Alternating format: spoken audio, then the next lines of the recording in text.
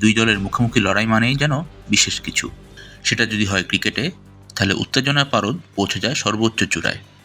তবে গত কয়েক বছরে কাগজে কলমে যতটা উত্তেজনা মাঠে তার ছিটেফোঁটাও দেখা যায়নি। ঠিক এমনটাই হলো গত রাতেও।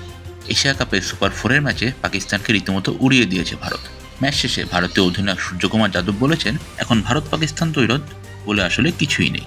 গতকাল দুবাই আন্তর্জাতিক স্টেডিয়ামে প্রথমে ব্যাটিং করে 171 রান তুলেছিল পাকিস্তান। টি-20-তে এটা বেশ চ্যালেঞ্জিং স্কোর, তবে সেই স্কোরটা রীতিমতো উড়িয়েই দিল ভারত। দুই ওপেনারের দাপুটে ব্যাটিংয়ে 6 উইকেটের জয় পেয়েছে ভারত। চিরপ্রতিদ্বন্দ্বী পাকিস্তানের বিপক্ষে এটি ভারতের টানা 7ম জয়। এই পরাজয়ের পর টি-20-তে ভারতের বিপক্ষে পাকিস্তানের স্কোর দাঁড়ালো 12 বনাম 3। গ্রুপ পর্বে ভারত-পাকিস্তান ম্যাচে হ্যান্ডশেক বিতর্ক বেশ আলোচনার জন্ম দিয়েছিল। ওই ম্যাচের মতো এই ম্যাচেও পাকিস্তানের ক্রিকেটারদের সঙ্গে হাত মেলায়নি ভারত। গত ম্যাচে দুই দলের ক্রিকেটারের মধ্যে উত্তাপনা ছড়ালেও সুপার 4-এ সেটাই হয়েছে। ভারতীয় ওপেনার অভিষেক শর্মার সঙ্গে তর্কে জড়িয়েছেন পাকিস্তান পেসার হারিস রৌফ।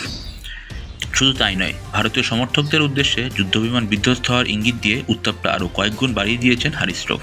ম্যাচ পরবর্তী সংবাদ সম্মেলনে সূর্যকুমার তাই দুই দলের লড়াইকে দ্বৈরথ মানতে নারাজ। আপনারা বারবার ভারত পাকিস্তান প্রতিদ্বন্দ্বীদের নিয়ে প্রশ্ন করেন।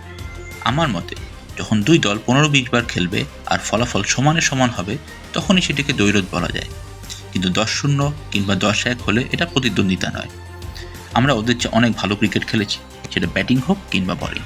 ভারত পাকিস্তান দুই দলে যদি সুপার 4-এর বাধা পেরিয়ে ফাইনালে মুখোমুখি হয়, তাহলে সেই ম্যাচের উত্তাপটা হয়তো ছাড়িয়ে যাবে আসরের দুই লড়াইকেও।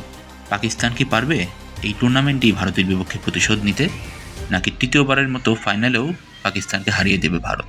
এখন শুধু সময়ের অপেক্ষা। ফাহিম মাসরুর, সারা বাংলা।